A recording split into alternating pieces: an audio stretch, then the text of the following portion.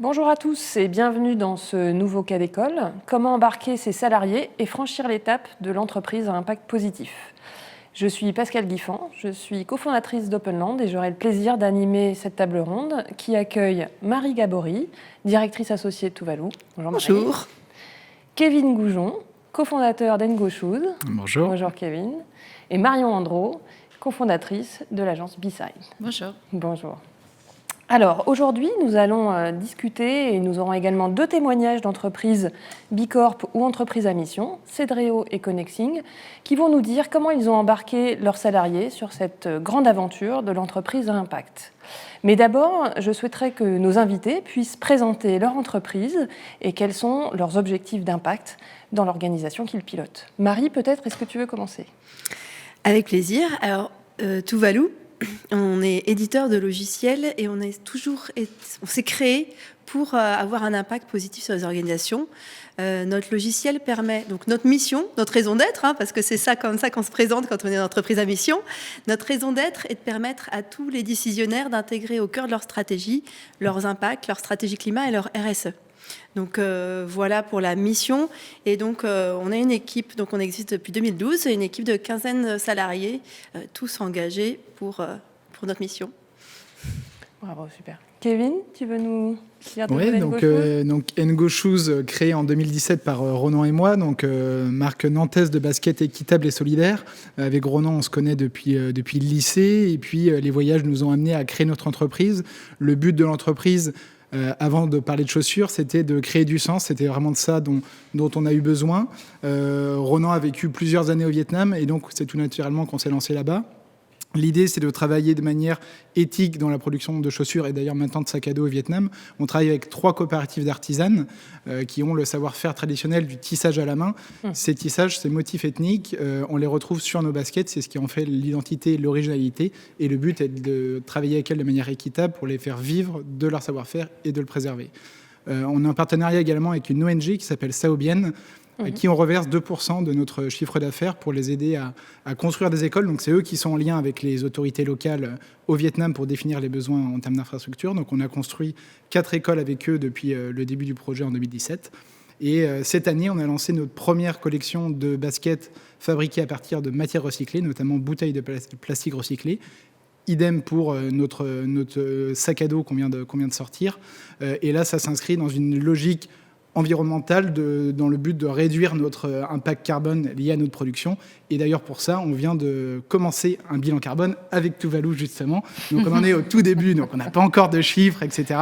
Mais voilà, le but est d'avoir, nous, du recul sur tout ça pour pouvoir progresser sur notre production et notre impact carbone. Super. Je vois que l'écosystème bat son plein, ça c'est parfait.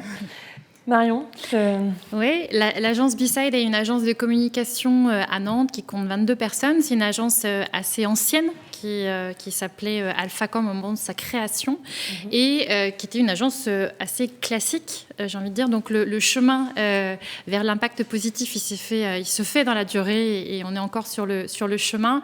On a repris, moi j'étais salariée, on a repris cette entreprise avec mon associé il y a une dizaine d'années avec la volonté de s'engager dans une démarche RSE. Et puis aujourd'hui, entreprise à mission, donc avec la volonté d'une transformation plus importante et d'embarquer nos salariés. On s'est fait accompagner par Tuvalu. On est avec toutes les entreprises à impact positif, les pionniers. Absolument. Et on les en remercie à la fois sur notre bilan carbone 2018-2019, mais aussi sur la redynamisation quelque part d'une démarche RSE plus ambitieuse et en embarquant justement toute notre équipe. Très bien. Marion, je voudrais rester avec toi et te poser une question sur ce qu'avant de devenir Bicorp, entreprise à mission, tu l'as dit, c'est un chemin. Mais au début du chemin, il y a souvent un déclic, quelque chose qui fait qu'on a envie d'y aller, qu'on passe de la prise de conscience à l'action. Quel a été pour toi d'abord ce déclic et comment ça s'est retranscrit ensuite dans l'organisation ? Comment vous avez commencé à vous mettre en chemin ? Alors, il y en a eu plusieurs et plus que des déclics, je pense que ce sont des inspirations. Il y a une dizaine d'années, quand on a repris l'entreprise, on connaissait l'entreprise, on était salariés, on savait on avait des convictions, on savait ce qu'on voulait plus, ce qu'on avait envie de faire, sans forcément savoir comment.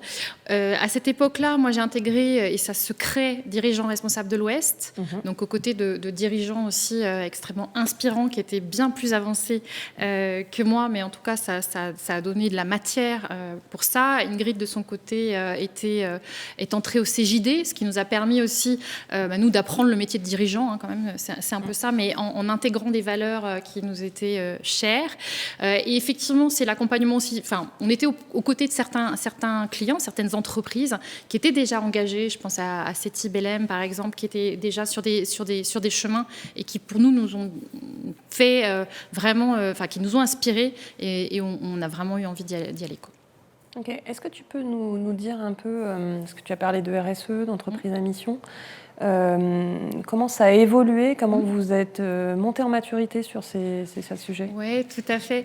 On a d'abord engagé une démarche RSE, probablement un peu classique, en identifiant et déjà en appelant les équipes de l'époque à se positionner sur des questions d'achat, de déchets, en regardant un petit peu ce qu'on faisait. Honnêtement, cette démarche RSE, elle a fonctionné, on l'a lancée en 2011-2012. Elle a fonctionné pendant 3-4 ans et puis elle s'est un peu essoufflée. Moi, je pense qu'on a aussi fait l'erreur peut-être de mettre la fonction RSE sur des personnes aussi à l'agence qui ont porté un peu seul. Le responsable RSE qui a la casquette RSE, il est tout seul à la porter. Donc, c'est pas tellement partagé. Le jour où il part, on se retrouve un petit peu sec. Et du coup, nous, on sentait qu'on poussait. Donc, ça s'était essoufflé, clairement. Et on avait besoin de se dire, bon, on repart, mais autrement, en embarquant justement tout le monde, pour que tout le monde comprenne, et puis ait envie aussi de porter des sujets, que ce soit pas à nous aussi de pousser tous les projets, parce qu'on s'épuise un peu, parce qu'on a l'impression que c'est un peu contraignant. Or, je suis convaincue que ça ne doit pas l'être. Et donc, effectivement, il y avait ça. Il y avait également, dans le chemin, on a regardé un petit peu, on a été signataire du Global Compact, on a regardé un peu les labels, les certifications, mais j'avoue puisqu'on est une entreprise de service, ça nous faisait un petit peu peur, ce côté très process du Lucie, de l'ISO 26000. Et c'est vrai que la dimension entreprise à mission était plus inspirante, je pense aussi un peu plus en hauteur aussi, par rapport à ce qu'on veut faire de l'entreprise, à son modèle, à quasiment un peu philosophique en fait. Et donc là, on l'a plus senti, et je pense que nos équipes aussi ont plus adhéré en fait à cette démarche. Super. On va revenir sur les leviers de l'adhésion, mais j'aimerais bien, Kevin, que tu nous dises aussi quel a été votre déclic, pourquoi vous êtes arrivé à In Good Shoes, qu'est-ce qui a fait qu'à un moment on se dit je veux monter une entreprise de basket équitable? Alors, Ronan et moi, on a 29 ans. Au moment où on a créé Ngo, on avait 25 ans. On entend beaucoup de gens de notre génération à la quête de sens. Vraiment, c'était ça. Moi, j'ai travaillé pendant quasi 5 ans dans un cabinet d'expertise comptable. Et loin de moi de dénigrer du tout ça, mais en tout cas, moi, à titre personnel, je n'y trouvais pas mon aspiration. Et quand on a 25 ans et qu'on attend juste les voyages pour s'évader, on se dit que mince, on a loupé quelque chose. Et donc j'ai senti que j'avais besoin je faisais beaucoup de bénévolat, etc. Et j'avais besoin au quotidien de faire tout simplement quelque chose qui me rende fier. Et j'ai étudié plusieurs choses. Je me suis dit, moment forcément de gros doutes et de questions. Et puis j'accompagnais beaucoup d'entrepreneurs et je me suis dit pourquoi pas à mon tour entreprendre et autour de mes valeurs, et que c'était peut-être la meilleure manière justement de faire quelque chose qui corresponde le plus à mes valeurs. Et ce qui a créé l'idée, c'est justement les voyages. Après un dernier voyage au Mexique, on a voyagé aussi au Pérou avec Ronan. Et à chaque fois, je parle pour moi, j'étais fasciné par l'artisanat ethnique et tous ces savoir-faire de tous les pays qu'on pouvait voyager. Et partant de ce postulat, on s'est dit pourquoi ne pas travailler autour de ça, autour du côté équitable, et surtout mettre en place un cercle vertueux qui fasse que si demain l'entreprise fonctionne, toutes les parties prenantes, internes ou externes de l'entreprise, y trouvent leur compte, et pas que le système traditionnel où seuls les dirigeants ou les fondateurs de l'entreprise y trouvent leur compte. Et c'était ça la base du projet. Et dans un second temps est venue la chaussure. Donc ça a été un peu le schéma à l'envers. Mais Ronan, il parle vietnamien, il connaît le Vietnam, il avait son réseau là-bas, donc c'est tout naturellement qu'il est retourné là-bas. Et puis on s'est dit, mince, on vient pas de la mode, on n'a pas fait l'école de commerce, on n'a pas fait l'école de com, on n'a jamais designé rien de notre vie. Donc, s'il faut faire quelque chose dans la mode, autant que ce soit quelque chose qui nous plaise. Et du coup, on était fan de basket et on a été dans la basket. Okay. Donc, voilà un peu la construction, mais vraiment, la base, c'est cette quête de sens. On a beaucoup entendu parler de digital native. Est-ce que tu te considères comme un impact native ? Alors, digital native, c'est sûr que non. Ça, c'est clair. En tout cas, pas moi. Impact native, ouais, je pense. Je pense qu'à partir de notre génération, il y a... Enfin, je le vois bien, moi, dans mes proches, dans mes amis, on a tous ce besoin, à titre pro, perso, de faire un peu bouger les choses à notre manière. Et je pense que oui, on est cette génération-là, et les autres...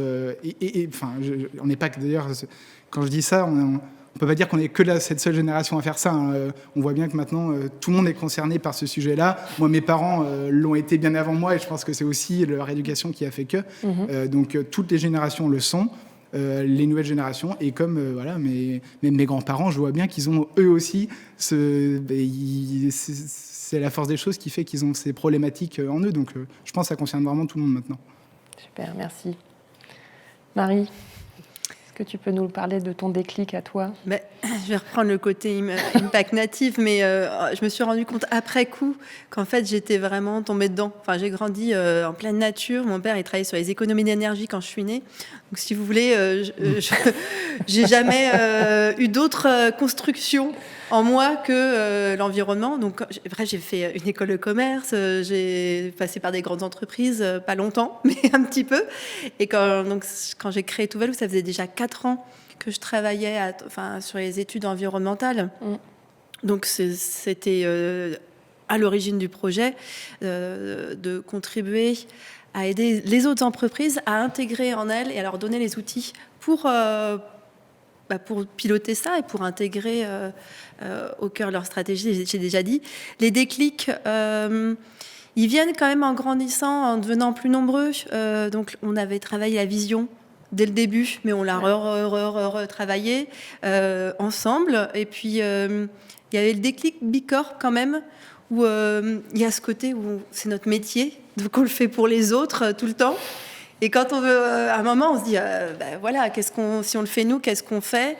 Et à l'époque, plus avec des Yvon Chouinard, je rejoins les choses inspirantes.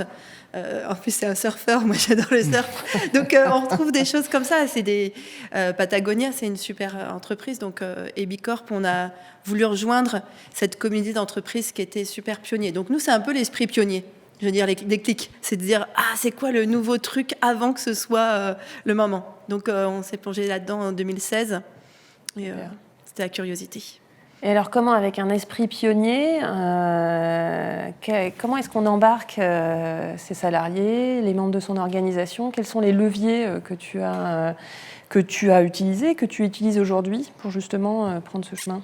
Je fais gaffe à pas de courir toute seule devant et à me retourner pour dire c'est bon, vous êtes toujours avec moi. Non, je rigole, mais c'est pas faux.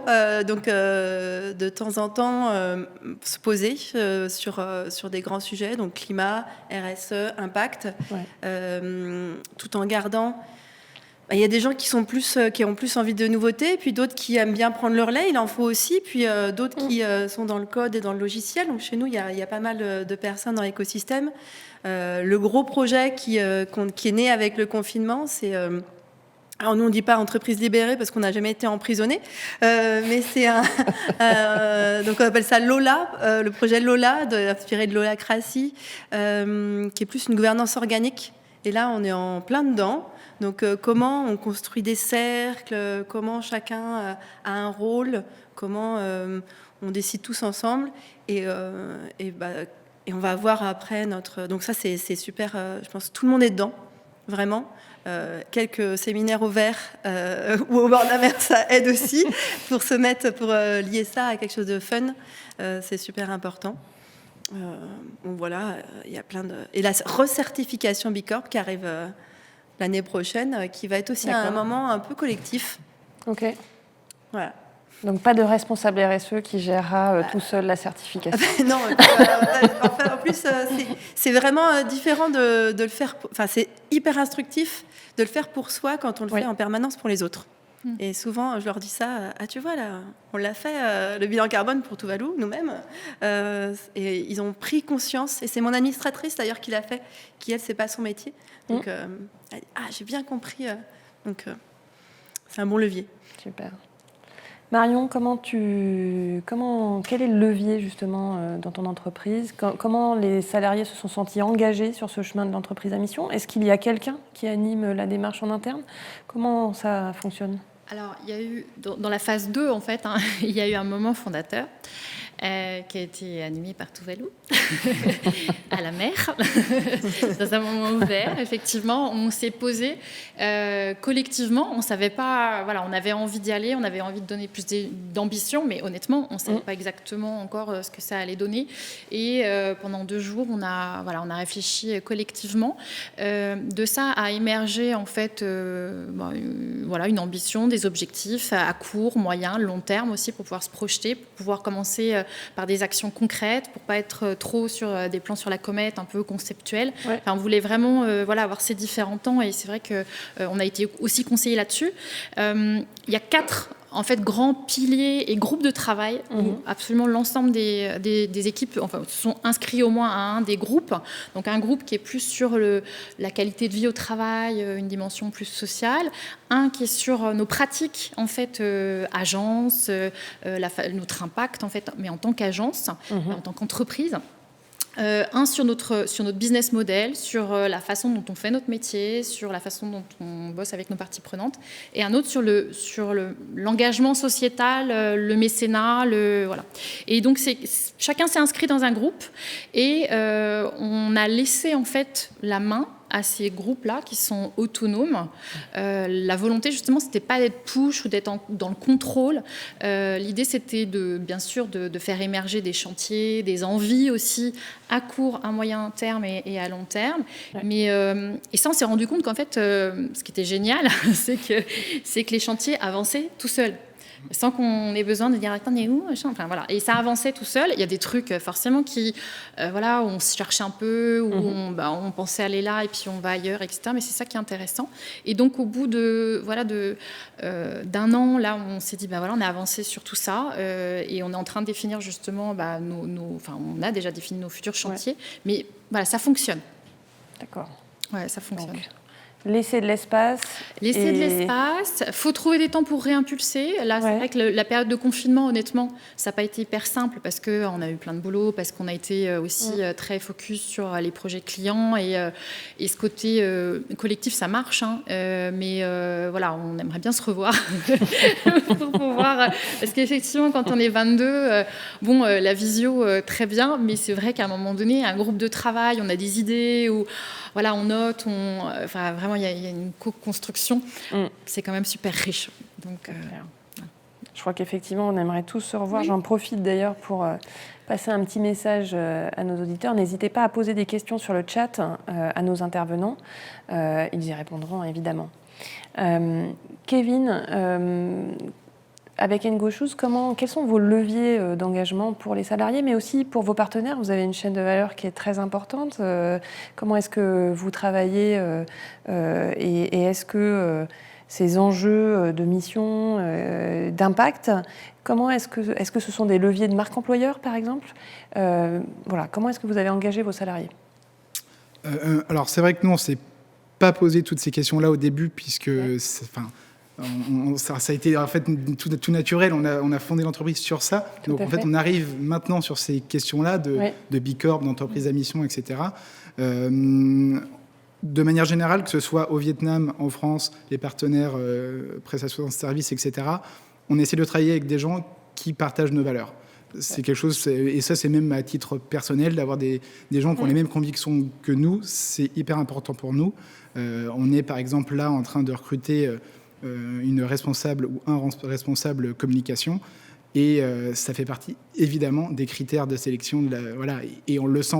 Tout le monde dit tout le monde dit voilà, je suis à fond sur les. Oui, bah, vous l'êtes tous évidemment parce qu'on l'a mis sur la fiche de poste. Mais nous on le sent. Et ce feeling-là, il est ultra important. Mais il n'empêche que justement, nous on intègre évidemment tous nos partenaires là-dedans. Et donc on a postulé. C'est un exemple. On a postulé l'annonce juste sur LinkedIn il y a 2 semaines et on a reçu à peu près 220 CV.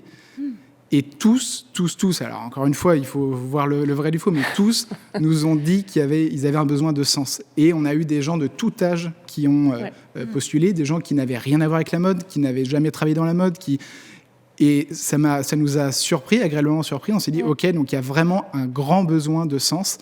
Et donc, toutes les entreprises qui vont vouloir être B Corp, à mission ou autre, évidemment que ça va engager les salariés. À partir du moment où c'est sincère, ça va forcément engager les salariés, ça va, à mon avis, baisser le turnover, et les gens vont tout simplement retrouver le goût du travail, parce qu'ils ne font pas juste un travail, ils font un travail pour une cause derrière.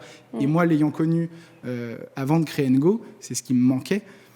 Je comprends tout à fait cette réflexion-là, et du coup, c'est ce qu'on essaye évidemment de le faire nous en interne avec nos salariés. Alors, on n'en a que 2 pour le moment, donc c'est plus facile que quand on en a une vingtaine. Donc voilà, mais n'empêche, voilà, c'est quelque chose évidemment qu'on a en tête, et voilà, au Vietnam également, c'est un autre exemple qu'il a, et au Vietnam, il a été difficile pour nous au tout début du projet de trouver un atelier d'assemblage, parce qu'on avait des petites quantités à produire, et parce qu'on était extrêmement chiant, pour dire vraiment le mot, parce qu'on demandait tout un tas de certificats, et surtout on demandait la transparence. Ronan a habité longtemps au Vietnam, et on voulait se rendre à tout moment dans l'atelier, on pouvait faire des photos, des vidéos, etc., pour qu'il y ait un maximum de transparence. Et c'est ça qui nous garantit, et qui garantit à nos clients qu'au-delà d'un papier, d'un certificat, voilà, c'est cette présence et le fait qu'on voit de nos propres yeux. Alors, quand on veut chercher un fournisseur comme ça au tout début, c'est très, très compliqué. Ce qui a fait qu'on a trouvé, c'est ce qu'on pouvait faire auprès des artisans, auprès de la construction d'écoles. Et c'est ça qui a touché notre partenaire, qui est toujours aujourd'hui notre partenaire. Ça fait 4 ans qu'on est avec lui. Et c'est ce sens-là, encore une fois, qui a fait qu'on a pu travailler avec eux. Donc, je pense que sur toutes les étapes de l'entreprise, cette notion de sens, elle est hyper importante et hyper engageante. Merci, je trouve que c'est passionnant parce qu'on parle d'impact et finalement on parle aussi de régénérer la relation au travail, la façon dont on travaille ensemble, dont on va prendre en compte ces impacts. J'aimerais lancer une petite vidéo, c'est le témoignage de Cédréo sur cette question, et vous allez voir que la vidéo illustre très bien justement cette importance du collectif sur ces questions d'impact.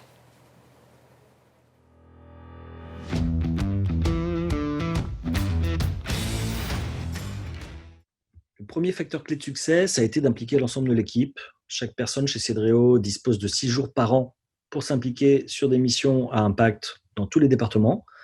Sinon, nos dirigeants aient souvent, voire toujours, le goulet d'étranglement. C'est ce qu'on a constaté chez Cédréo, mais aussi ailleurs. Et le deuxième facteur clé de succès, ça a été d'en faire un objectif stratégique. Devenir B Corp a été un des 4 objectifs stratégiques qu'on s'est fixés pour l'année 2020. Et comme ça, on a appliqué les mêmes méthodes et la même recherche d'efficience que pour le reste de l'activité. La démarche a été beaucoup plus structurée et on a été beaucoup plus efficace sur notre impact, qui s'est largement amélioré sur les critères B Corp, mais pas seulement.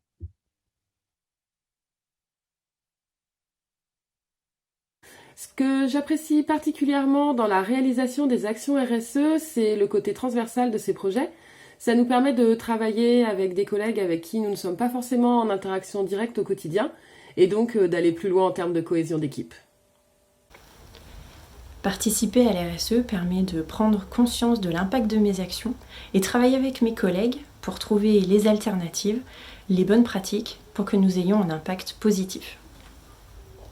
Je suis heureuse de participer à la mise en place d'une politique RSE collective et sincère parce que cela répond à une recherche de sens et de cohérence avec mes valeurs personnelles. Je me suis rendu compte que de travailler sur les aspects RSE au sein de la société, ça avait aussi un impact sur ma vie personnelle, notamment sur tous les actes au quotidien liés à l'environnement. Les actions positives que nous réalisons dans la vie privée peuvent parfois paraître insignifiantes, alors qu'elles ne le sont pas. Travailler en équipe avec le soutien de notre société donne plus de crédibilité à ces actions. C'est gratifiant et encourageant.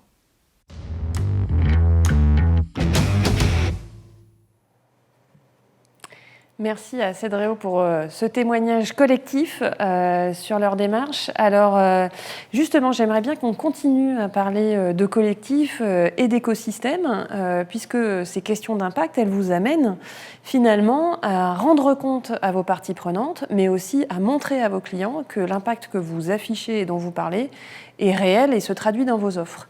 Kevin, est-ce que tu peux nous dire comment vous communiquez, tu parlais de transparence tout à l'heure, comment vous communiquez à vos clients et plus largement à vos parties prenantes ces enjeux, quels sont les outils que vous utilisez, est-ce que vous avez ouvert des espaces de dialogue avec certaines parties prenantes pour aller encore plus loin sur votre modèle? Alors il y avait... Dès le début, évidemment, il y avait les réseaux sociaux, il y a toujours les réseaux sociaux. On essaie de communiquer au maximum sur tout ce qu'on fait, d'être le plus transparent possible. Et je pense que dans la mode, en tout cas, c'est ce qui manque et c'est là où on nous attend, d'être le plus transparent. D'autant que on a une démarche équitable, mais au Vietnam, et loin des yeux, loin du cœur. Donc c'est à nous de rendre compte de tout ça. On a d'ailleurs prévu, là, ça devait être fait en 2020, ce sera en 2021, de partir avec nos salariés au Vietnam pour rencontrer tout le monde et voilà, essayer de faire transparaître tout ça. On a après par exemple, il y a le clan Ngo qui est sur Facebook, où là c'est un peu les aficionados et qui peuvent justement dialoguer avec nous. Alors on peut le faire sur tous les réseaux sociaux, mais là ils ont un accès plus direct. Et après 3 ans d'existence, on s'est dit il faut maintenant qu'on arrive à formaliser les choses, à aller plus loin. On a maintenant le recul nécessaire pour le faire. Et donc cette année, c'est pour ça qu'on a voulu être certifié B Corp. Donc on a été certifié en 2020, qu'on a voulu lancer un bilan carbone avec Tuvalu, donc qu'on vient de commencer, et qu'on a également travaillé avec Impact Track, qui est une entreprise nantaise, sur la mesure d'impact. Et là, ça nous sert à mesurer notre impact auprès des artisans et auprès de la construction d'écoles. Donc d'avoir des données chiffrées à un instant T, de pouvoir ensuite le faire évoluer dans le temps et de voir un peu notre progression dans une démarche justement d'amélioration continue. Et ça, de le communiquer et auprès de nos clients et pas que, auprès de toutes nos parties prenantes. Et justement d'avoir des choses un peu plus formelles. C'est vrai qu'on est une petite entreprise, donc on n'a pas tous ces outils RSE que peuvent avoir les grandes entreprises. C'est nous là la difficulté. Justement, tout ça, B Corp, Tuvalu, Impact Track, ça nous permet d'avoir ces outils faciles d'accès sur lesquels on peut communiquer. D'accord. Est-ce que vous avez, par exemple, plusieurs niveaux en termes sur les indicateurs? Est-ce que, par exemple, vous avez une communication qui tient plus à votre communication de marque et une communication plus experte pour des gens qui seraient intéressés, par exemple, pour connaître la façon dont sont les pratiques d'éco-conception de vos chaussures, par exemple? Est-ce que ça, c'est des choses que vous avez prévues ou que vous faites? Qu'on a prévu, ouais. On va sur le site internet. Après, on veut mettre justement tous les rapports, la documentation, les audits. On veut les rendre accessibles à tout le monde. Donc ça, okay. C'est prévu. Ça devrait être fait, j'espère, à partir de 2021. Et après, la communication, évidemment, on l'adapte dans un magasin où quelqu'un va arriver et voir les Ngo sur une étagère. Il faut que le message passe hyper vite. Donc là, on va être dans quelque chose de très synthétique. Et après, c'est aux vendeurs de connaître la marque et de pouvoir le développer davantage. Et sur des plateaux comme ça, sur des conférences, etc., on a la possibilité du coup de développer davantage Ngo, des fois même de répondre aux questions des gens. Et c'est dans ces moments-là que c'est le plus intéressant parce qu'on peut aller plus loin que même notre site internet où on essaie d'en dire un maximum. Mais à un moment donné, si on donne trop et qu'on met des pavés, plus personne ne va le lire. Donc voilà, on utilise aussi beaucoup la photo et la vidéo pour faire passer, et surtout la vidéo, pour faire passer justement le maximum d'informations et le maximum de transparence.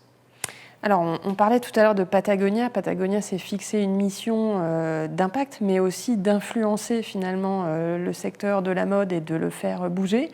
Est-ce que ça aussi, même si vous êtes une petite entreprise, c'est quelque chose que vous avez en tête, que vous avez envie de faire ?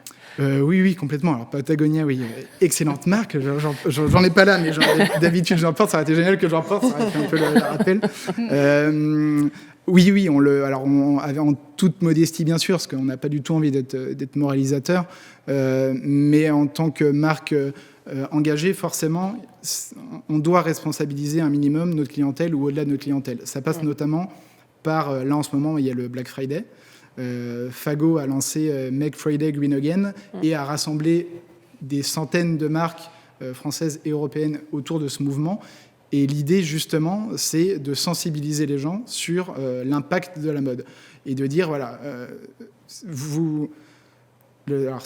encore une fois avec un ton pas du tout moralisateur, mais il y a des promotions. Avant d'acheter, posez-vous la question, est-ce que vous en avez besoin? Est-ce que votre acte d'achat, il est motivé juste par le fait qu'il y a un moins 50% et que vous avez peur de le perdre dans 6 mois, ce moins 50%, ou si vraiment vous avez besoin de quelque chose? Et auquel cas, vous avez besoin de quelque chose, effectivement, c'est le bon moment pour acheter. Mais surtout, se poser la question de, j'ai déjà plein les armoires des vêtements, des chaussures, etc.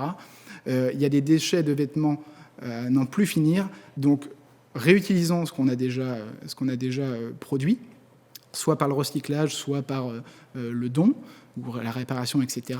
Et avant d'acheter, posons-nous les bonnes questions et ne répondons pas à ces logiques de promotion abusive qui entraînent de la surconsommation et donc de la surproduction avec un impact environnemental et sociétal désastreux. Ça, c'est le message de Make Friday Green Again et c'est globalement le message sur toute l'année et pas que sur cette période-là de toutes les marques engagées comme Ngo, comme Patagonia ou autres. Merci Kevin. Très intéressant ce concept de marque engagée. Marion, je me tourne vers toi. Comment est-ce que aujourd'hui, chez tes clients et auprès de tes clients, tu parles de votre mission, de la façon dont vous voulez la retranscrire aussi dans la façon dont vous développez vos offres de services et comment dans le secteur de la communication, justement, on est une entreprise à mission et on change les choses? Absolument. Nous, on est rentré par notre raison d'être qui était celle de la communication utile. Enfin, clairement, on parlait tout à l'heure de sens des équipes. Quelquefois, quand on fait de la communication, on peut se poser des questions un peu existentielles sur, au final, ça sert à quoi la com, quoi. Si on fait de la com, voilà. Et en fait, on a vraiment, en fait, comme ligne cette notion d'utilité. Cette notion d'utilité, est-ce que moi, en tant que chef d'entreprise, j'ai intérêt à vendre du flyer, enfin, c'est pas mon métier, mais en tout cas, voilà, du produit com à tout prix, et essayer de le vendre le plus. On s'est dit non, on va essayer de réfléchir à ce qui est véritablement utile et qui va répondre aux enjeux des entreprises qu'on accompagne. Et ça, on a fait plusieurs choses. Et on est en chemin, en fait, là-dessus. On a d'abord un petit peu regardé pour qui on bossait, en fait. Parce que ça répondait aussi à des questions que nous posait l'équipe. C'est-à-dire que, voilà, ce que je disais, c'est qu'on est une agence ancienne avec des clients qui nous accompagnent, des clients dans tous les secteurs d'activité. On a essayé de regarder quel était l'impact aussi, le conflit climatique, en fait, de nos clients, pour se dire où on se situe. Et on a essayé, parce que quand on change et on devient entreprise à mission, on ne veut pas travailler que pour ceux qui sont bons et plus. On veut accompagner la transformation des entreprises, mais c'est bien de savoir un peu quel type de projet on va accepter demain.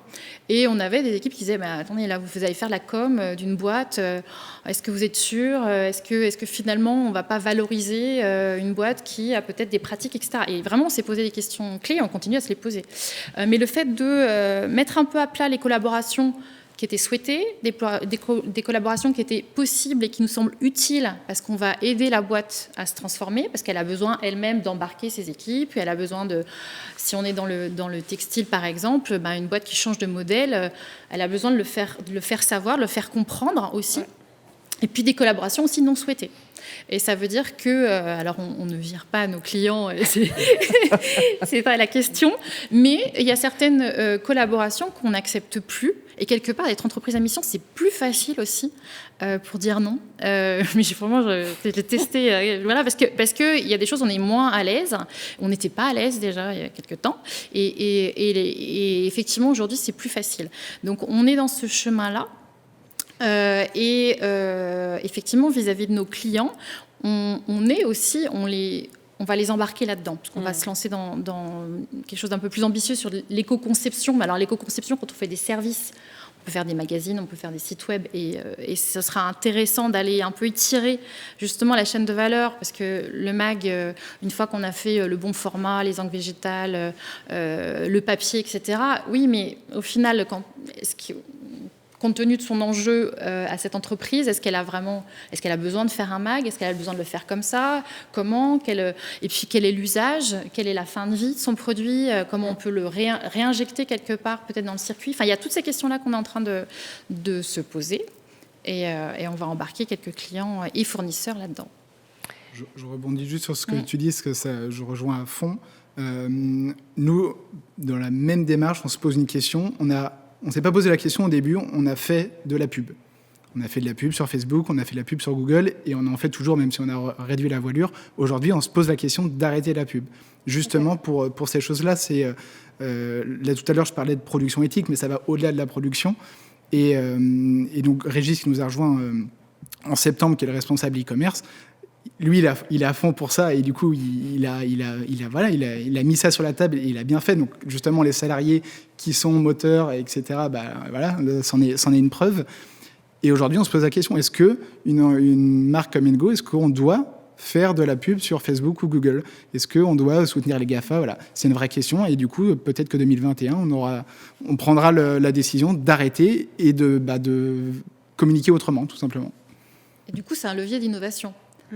Parce que effectivement, plutôt que de faire comme les autres le fait, et on n'est pas obligé aussi de le faire par une contrainte ou par, il y a vraiment des leviers d'exploration, d'innovation là-dedans qui sont vraiment sympas, en essayant de se dire comment justement je vais toucher mes futurs clients, comment j'anime cette communauté autrement que par de la pub ou par une com un peu classique.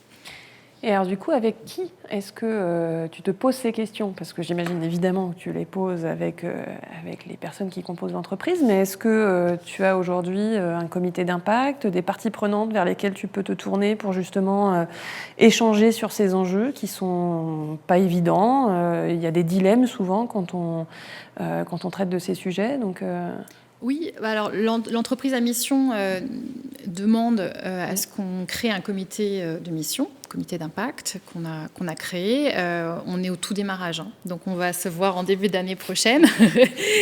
Mais on est super contents de notre groupe et de notre comité de mission. Ça va être chouette justement avec des acteurs. Il y a des salariés, il y a des clients, il y a des experts RSE.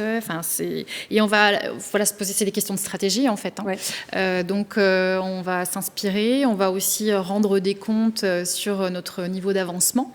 Donc oui, on va faire avec sur ce comité de mission. Et puis après, sur certaines questions, notamment l'éco-conception, on veut embarquer nos fournisseurs et puis nos clients aussi. Parce que dans notre raison d'être, il y a militer et agir aussi pour la transformation des entreprises, mais on veut embarquer nos clients. Parce que si on fait une super offre et qu'à côté, on veut sensibiliser et il y a du boulot. Super, plein de réussite à ce comité d'impact. Marie, toi, tu accompagnes finalement les entreprises pour les aider à rendre compte de leur impact, à être plus transparentes, à pouvoir en parler, l'expliquer, le piloter.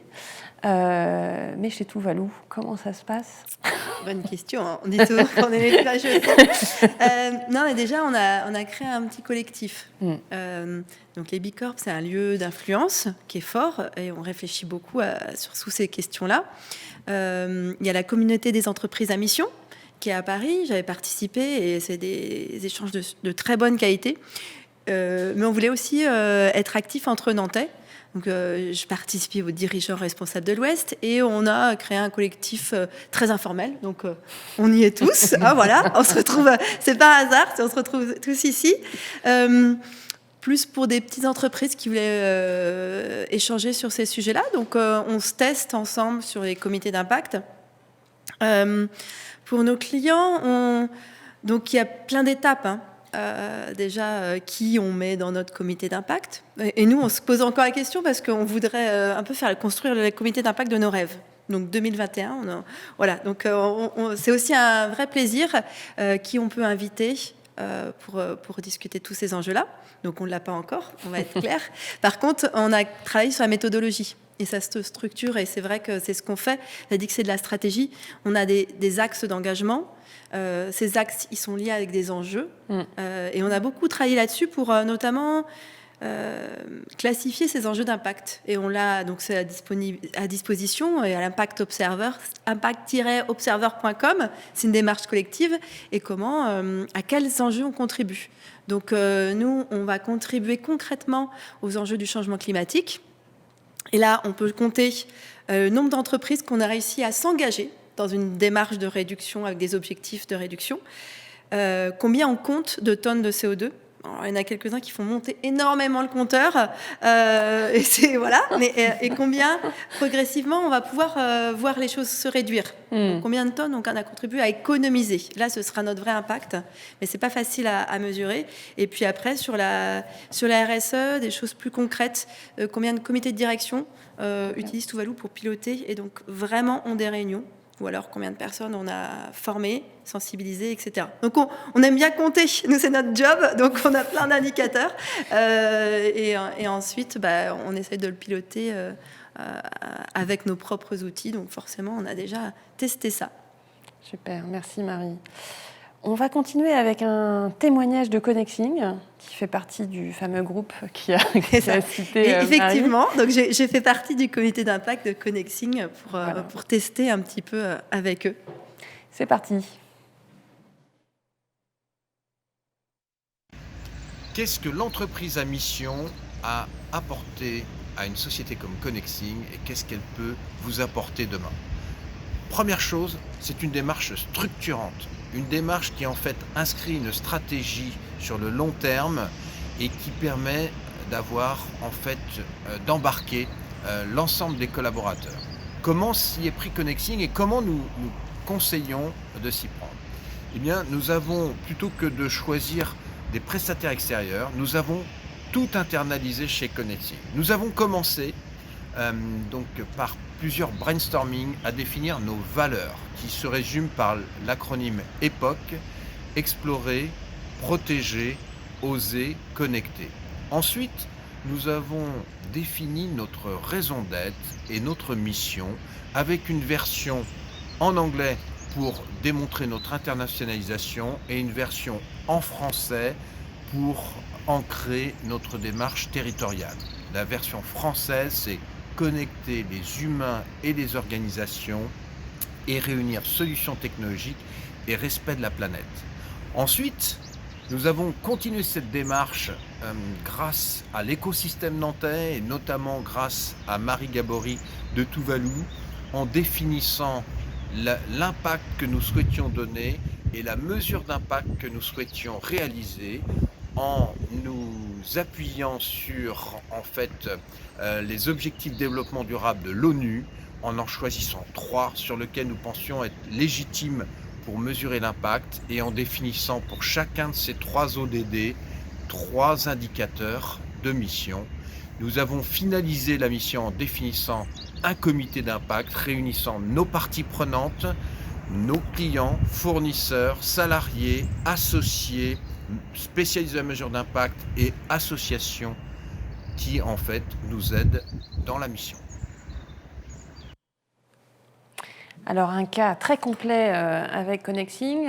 Notre cas d'école touche à sa fin. Je voudrais que nos intervenants partagent un dernier mot de la fin, très bref, pour inviter d'autres entreprises à se mettre sur ce chemin de l'impact positif. Marie. C'est vrai qui commence. Je dirais juste qu'en ce moment, il faut y aller parce que tout le monde attend. Les gens attendent du sens, les clients attendent des entreprises engagées. Et cette année a accéléré les prises de conscience et c'est que du bonheur. Voilà, go. J'espère qu'on a réussi à montrer que les salariés étaient d'autant plus engagés dans leur travail avec une logique RSE. Donc, on ne peut que engager toutes les entreprises à engager une démarche à impact et surtout une démarche sincère. Et puis, cette démarche de responsabilité, de réflexion en fait, sur son impact, elle est pas du tout antinomique avec de la performance économique. Donc pour les dirigeants qui nous regardent aujourd'hui sur Social Change, vraiment c'est une question d'avenir et de se poser la question de à quoi sert mon entreprise. C'est aussi de se poser la question de l'avenir de mon entreprise. Et aujourd'hui, il y a un besoin de sens à tous les niveaux sur ce sujet-là. C'est vrai que c'est des super outils parce qu'aujourd'hui, on ne sait pas savoir ce que sera demain. Par contre, il y a quand même des tendances de fond et ces outils autour du climat et de l'impact politique, impact tout court positif et de la sincérité. C'est vraiment des outils de stratégie et de performance de business. Eh bien, je vous remercie pour cet échange. Je retiens donc la sobriété, l'utilité, le sens et surtout le bonheur. À bientôt.